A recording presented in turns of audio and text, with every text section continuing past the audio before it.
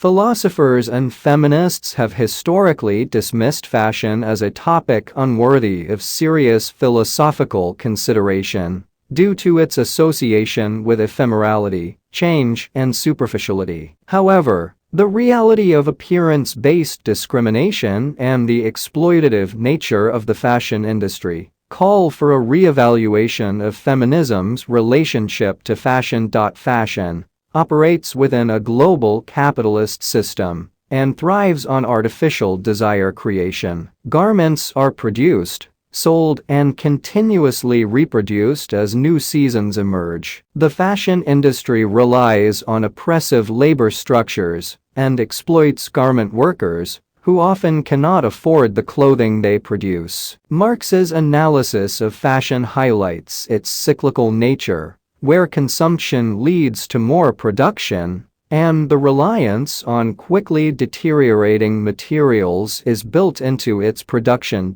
Even those who believe they are unaffected by fashion's allure are still influenced by its dictates, as designs from high fashion are quickly replicated and trickled down to low-end markets. This trickle-down effect blurs the history of fashion as a tool for maintaining class distinctions. Georg Simmel emphasizes that fashion is inherently classed and perpetuates continuous re-individuation within the upper class. Moreover, fashion has been associated with the feminine, reinforcing the notion that women are concerned with superficial matters and lack seriousness. This gendered perception further marginalizes the feminine and excludes it from philosophical and political analysis. To disregard fashion as a subject of philosophical and political analysis perpetuates the marginalization of the feminine. Instead,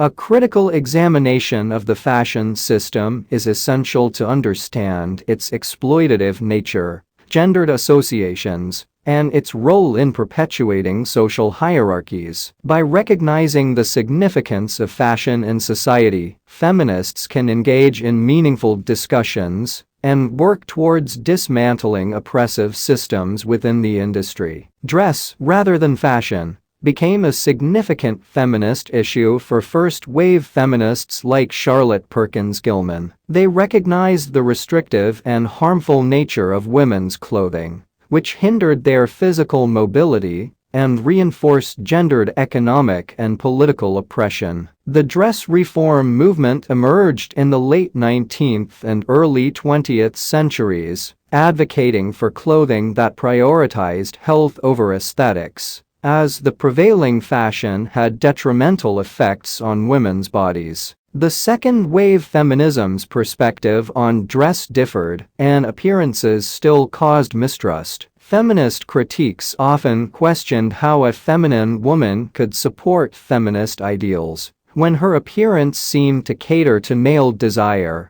and perpetuate oppressive beauty standards. This viewpoint sometimes disregarded the complexities within femme critique in queer studies, where normative femininity was not the experience of all women. Iris Marion Young challenged the idea that women's relationship to fashion is always determined by the male gaze. She called for a feminist aesthetics that questioned how femininity is weaponized against women and recognize that clothing should not be an invitation for sexual violation. The slutwalks and the slogan "My dress is not a yes" demonstrated how clothing should not be blamed for unwanted attention or assault. A feminist politics should engage with normative femininity as a meaningful site of analysis and intervention. By addressing the harmful implications of femininity, feminists can challenge oppressive beauty standards and empower women to express themselves freely through their clothing choices. Ultimately, the focus should be on dismantling oppressive systems and promoting autonomy and agency for all women.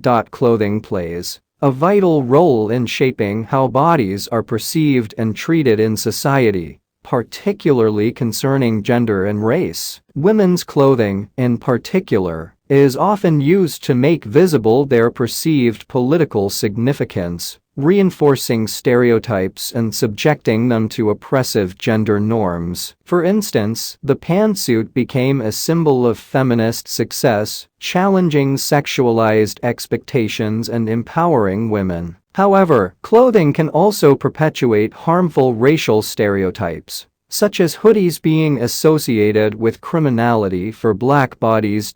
Western liberal democracy is entangled with women's sexual freedom, as seen in the scrutiny of Muslim women's dress, under the guise of liberation. Similarly, culturally appropriative dress and forgetting historical context contribute to moral and epistemic harms. The collapse of the distinction between sex and gender expression in clothing leads to violence against trans individuals, as appearances are used as an excuse to harm them. Fashion and dress present a rich terrain for feminist critique. Clothing serves as a gateway to the world, shaping how individuals relate to themselves and others. It is crucial for philosophy to engage with fashion and its complexities to stay relevant and address timely issues in society. By examining the significance of clothing and challenging oppressive norms, feminism can make significant strides towards liberation and equality.